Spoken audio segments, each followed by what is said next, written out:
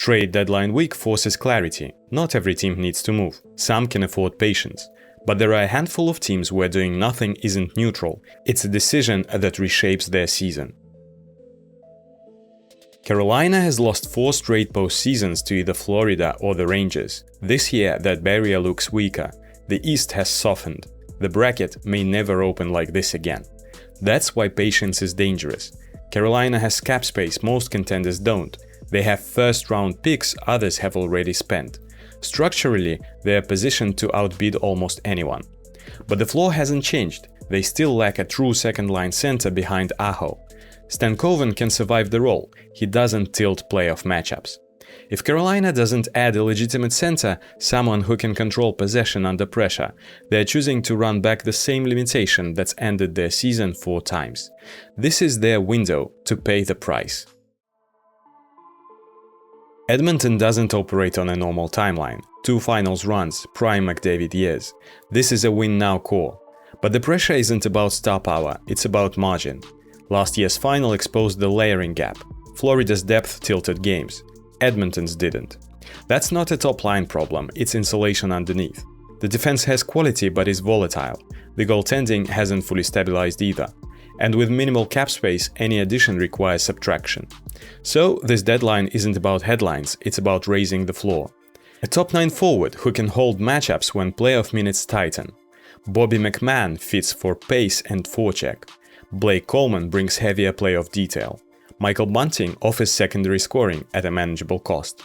If Edmonton stands still, their betting variance carries them again. At this stage of the window, that's a thin margin to live on. When Tyler Seguin tore his ACL in December, the implication was obvious. Dallas would have to replace him. What's changed now isn't the outlook, it's the certainty. With confirmation he's out for the season, the hypothetical becomes structural reality.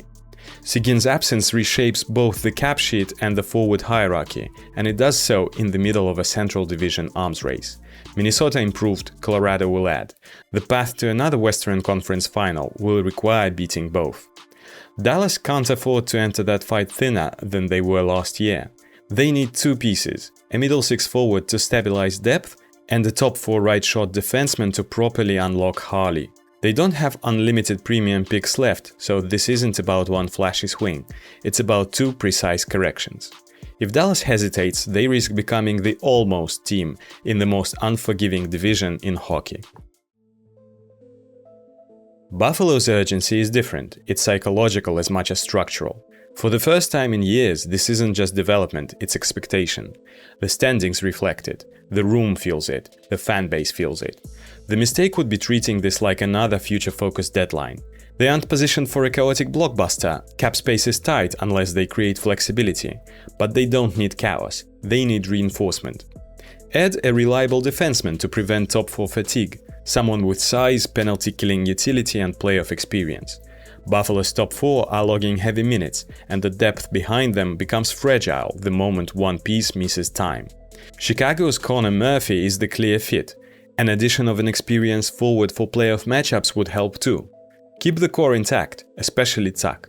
If Buffalo hesitates now, they risk telling the room this is still a project. Momentum is fragile. This is when you protect it. You don't trade for Quinn Hughes and then behave cautiously. That deal accelerated the timeline. The results since prove it. But the Central Division doesn't care about momentum. It punishes structural weakness. And Minnesota still has one: center depth. Eriksson Ek is a real piece. But against division rivals, Minnesota's centers don't match up over a 7-game series. So the decision is clear: either pay for a legitimate top 6 center now, even if it costs a premium asset, or accept that the Hughes move pushed the timeline without completing the roster. Half measures are the most dangerous position in contender cycles. If they're all in, this is the moment to prove it. Utah's urgency is unique. It's about market legitimacy. A playoff berth this early after relocation doesn't just validate a roster, it accelerates belief in the entire project. Utah's deadline posture has a clear constraint: no rentals. Armstrong is open to being active, but only if it's a hockey trade that helps now and later. And that's rational. Their core is young, their pipeline is stocked, and they can't afford to burn assets for short-term sugar. So what should they do? Use this moment to upgrade without breaking the timeline. Add a forward or defenseman with term if the cost is right. The kind of move that helps a playoff push but still looks smart in a couple of years' time when they're trying to become a real contender. If I missed your team, drop it in the comments below and tell me what they should actually do: buy, sell, or make a hockey trade with term. If this made sense to you, you're in the right place. This is iSense.